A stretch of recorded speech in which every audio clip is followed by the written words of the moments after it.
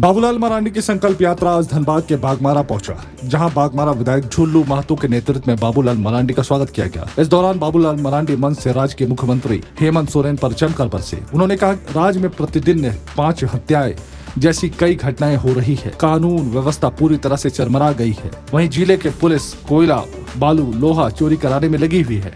ED कई बार मुख्यमंत्री को समन भेज चुकी है, जबकि मुख्यमंत्री ईडी से बचने के लिए भी सुप्रीम कोर्ट तो कभी हाई कोर्ट भागते फिर रहे हैं। अभी देश के प्रधानमंत्री ने कहा कि आने वाले समय कि देश में और भी करीब 75 लाख है, उनको भी हम गैस कनेक्शन उपलब्ध कराएं।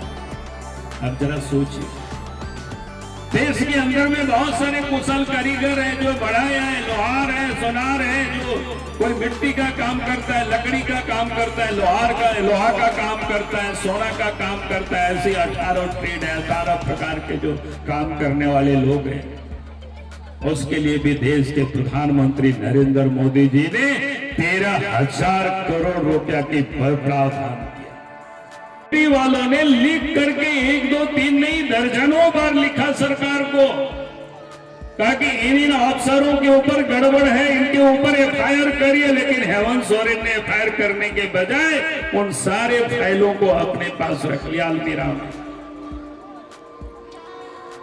अभी गुल्लू महतो जी कह रहे थे ना कि हेमंत सोरेन जेमे वाले कहते हैं कि हेमंत है तो हिम्मत है।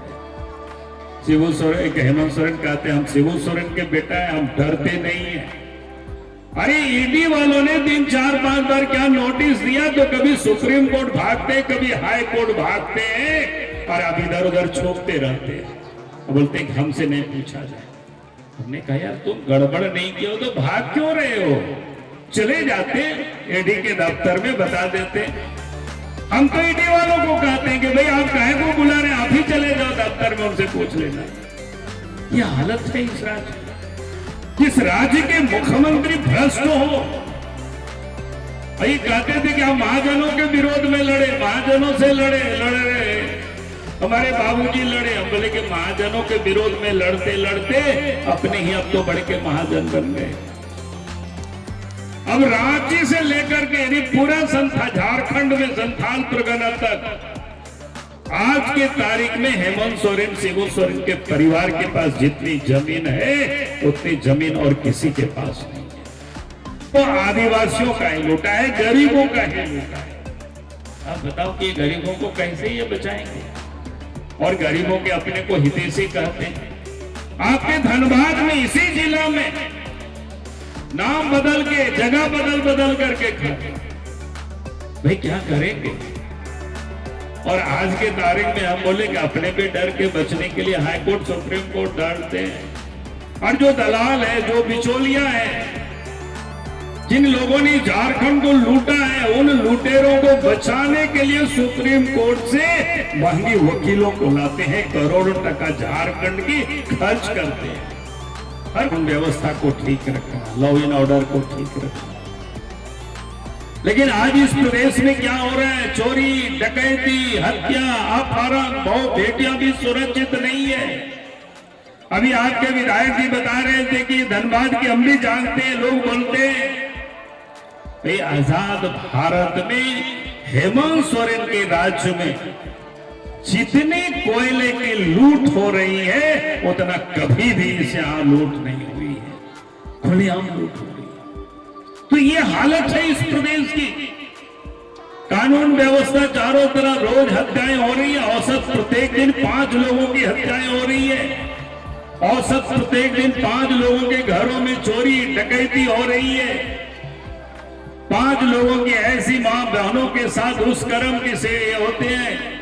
ये हम नहीं कर रहे हैं, होम विभाग की, गृह विभाग की वेबसाइट में लौटा है, सरकार की ओर से बताया गया कि आप समझो रिकॉर्ड में है।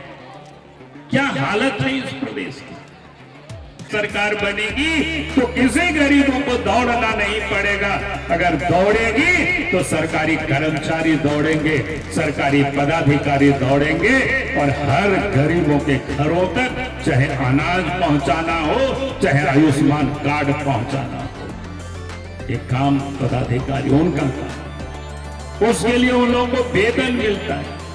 और यही मैं आप सबसे कहने के लिए आया और झारखंड की क्या स्थिति है अभी चर्चा। गरीब ने उजाला योजना के तहत जिनका गैस है उनको पहले से 200 रुपया मिलता था, अब और 200 रुपया की सब्सिडी, यानी 600 रुपया में उनको अब गैस उपलब्ध होता है।